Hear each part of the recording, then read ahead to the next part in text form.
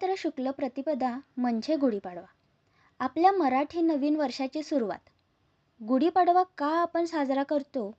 तर जेव्हा श्रीराम लंकेवर विजय मिळवून अयोध्याला परतले, तेव्हा प्रजेने त्यांचे स्वागत ध्वज उभारून मोठ्या आनंदाने केले.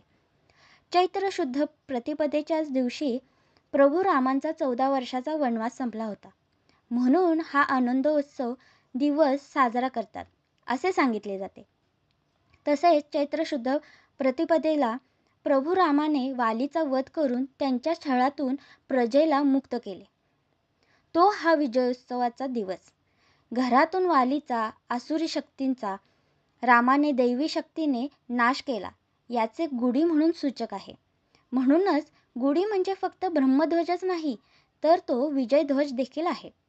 आणि जेव्हा ब्रह्मदेवाने सृष्टी निर्माण केली, तो हाच पवित्र दिवस. ब्रह्मदेवाने विश्वनिर्मिती केली ती पाडव्याच्याच दिवशी आणि पुढे सत्ययुगाची सुरुवात झाली. आणि म्हणूनच नूतन वर्षारंभ म्हणून चैत्र शुक्ल प्रतिपदा म्हणजेच गुढीपाडवा साजरा केला जातो असे म्हणतात. या दिवशी विश्वातील तेज, तत्व आणि प्रजापती लहरी या मोठ्या प्रमाणात उत्सर्जित होतात आणि गुढीच्या माध्यमाने आपण त्या अधिकाधिक संचित करायचा प्रयत्न करतो.